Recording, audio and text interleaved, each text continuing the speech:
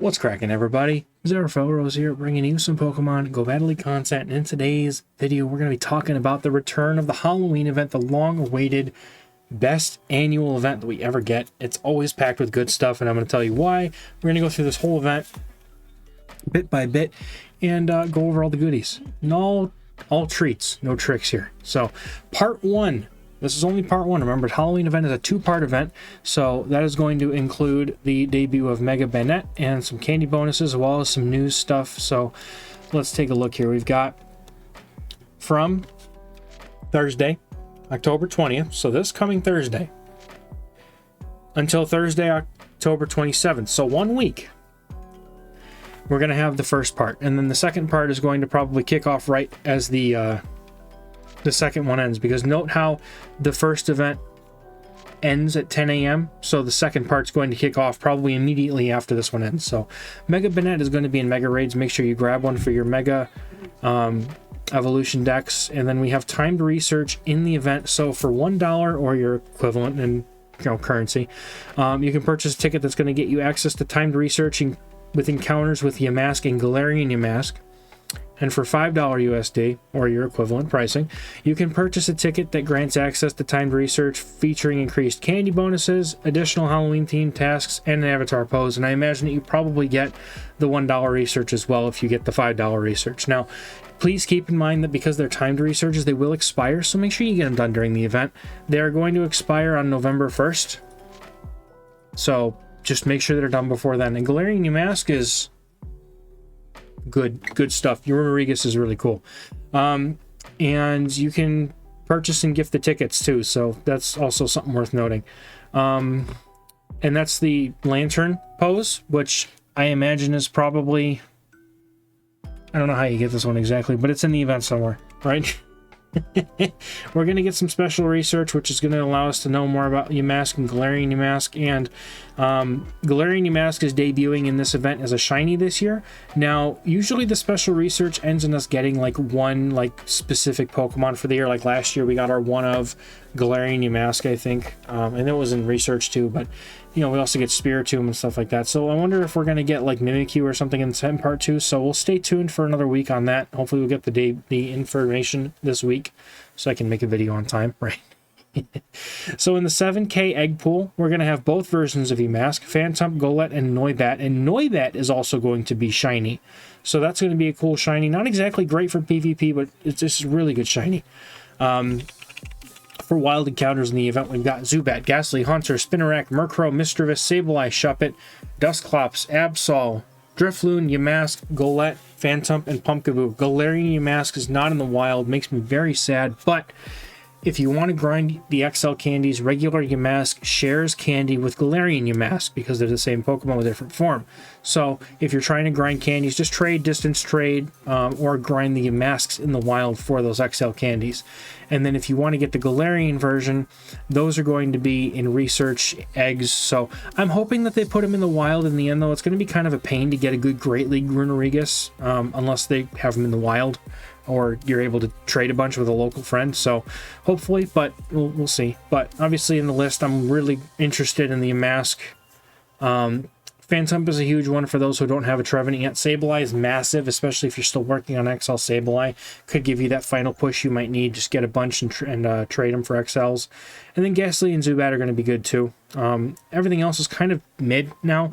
Not really worried about it, but Avatar, so we're going to get another Avatar. This is going to be the Dusclops costume, head wrap, and a Zubat headband, as well as this spooky pose, which is goofy looking, but yeah, it's alright. We always get interesting stuff with Halloween anyway. So they're going to be updating us on the map.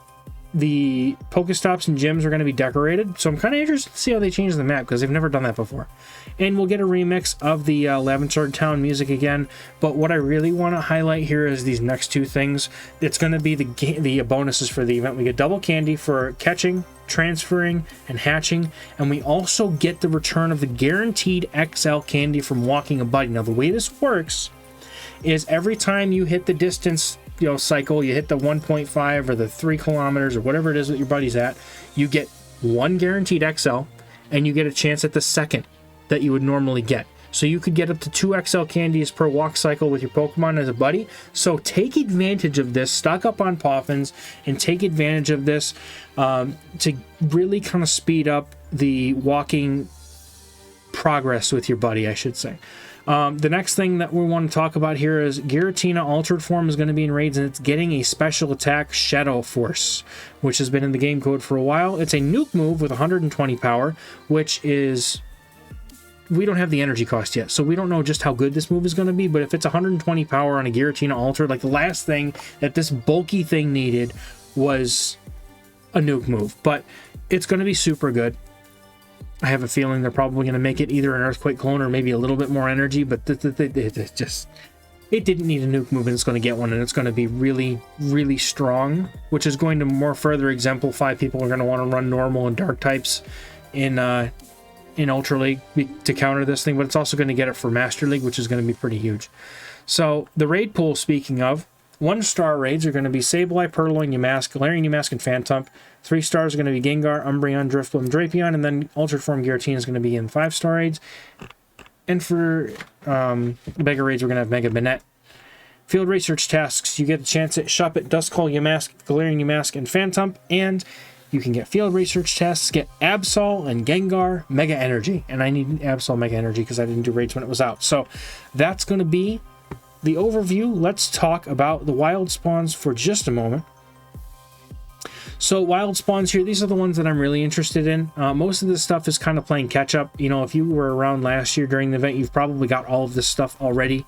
But, you know, Zubat, Ghastly and Zubat are kind of like that poisons that aren't super meta but have good uses in their own cups. Plus you get Mega Gengar. If you don't have one already, you could try and get the Hundo. Spinarak, you can get the Ariados, and you can also get Shiny Ariados. Is really good in some limited metas and just really fun to use in Great League overall.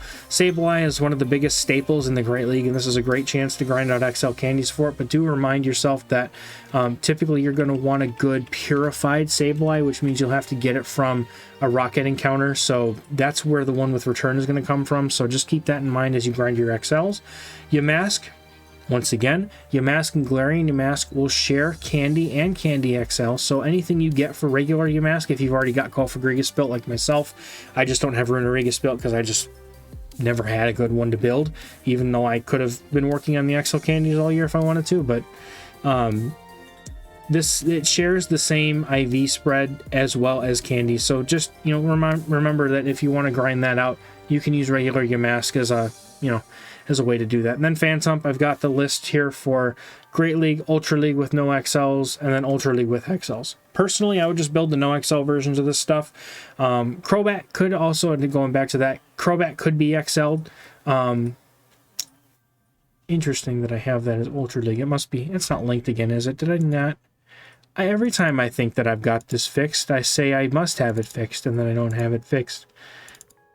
Yep, it's linked to another one. I'll have to fix that again later. Anyway, the first Zubat here, that should be Crobat, or it should be Golbat, Crobat, Great League, Crobat, non-XL, Ultra League. If you really want to build an XL Crobat, fine. You gain like 1 or 2 levels. It's really not worth it.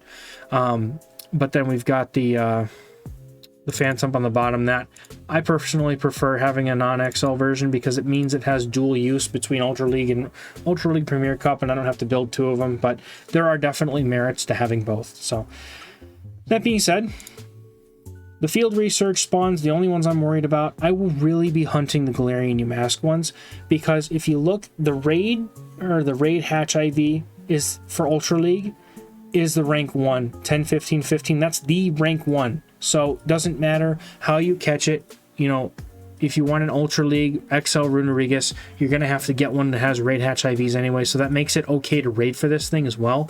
And speaking of those raids, the only other thing that I would really be worried about raiding maybe is Umbreon if you don't have one for Ultra League yet, because you need the Hundo.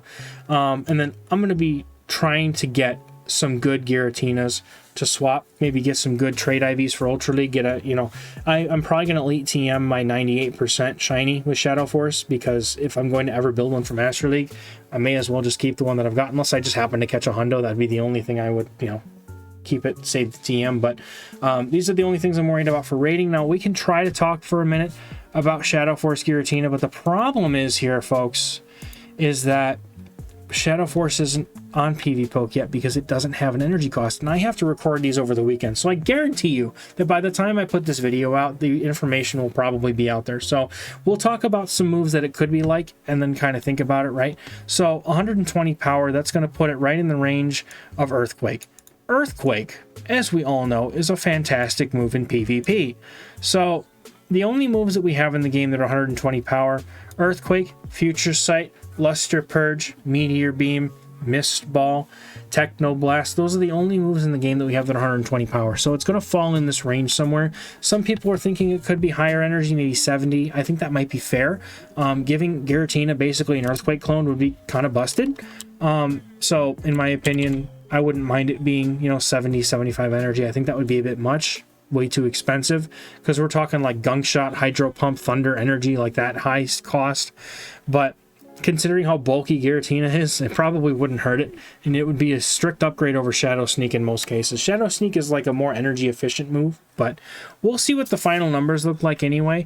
But like, you know, what we could do is we could like stick Future Sight or something. I mean, I know it wouldn't do the same, necessarily the same thing, but like we could stick Future Sight in the Matrix Simulator here for Giratina in the Ultra League, and I just want to see. I'm going to do a quick sim here against this thing. Let's see how Giratina does if we give it like Future Sight or something. just out of curiosity, because we can't put in Shadow Sneak, and I don't have the ability to put custom moves in my PvPoke because I'm not a genius like that. So let's throw Future Sight on this thing and just throw the Premier Ultra League men. Okay, only Premier. All right, so let's just check it. Let's see. So it doesn't seem like it changes a million matchups, and it probably would be better if I actually had Shadow Sneak in there. Like, I know it wouldn't gain double, for example. Probably wouldn't gain Snorlax either because of the double resisting. So this really, maybe this isn't the greatest way to compare. But having a nuke is really going to allow Giratina to really pressure shields and really be a much bigger force in the meta. So it's going to be worth having. I can almost guarantee that there's no way that they screw this up too much. And I hope I didn't blind you by doing it. Jesus Christ. All right. That's going to do it for me for this video, guys. Thank you so much for catching me in this video. And I'm going to catch you in the next one. I'll talk to you next time. Thank you. Bye.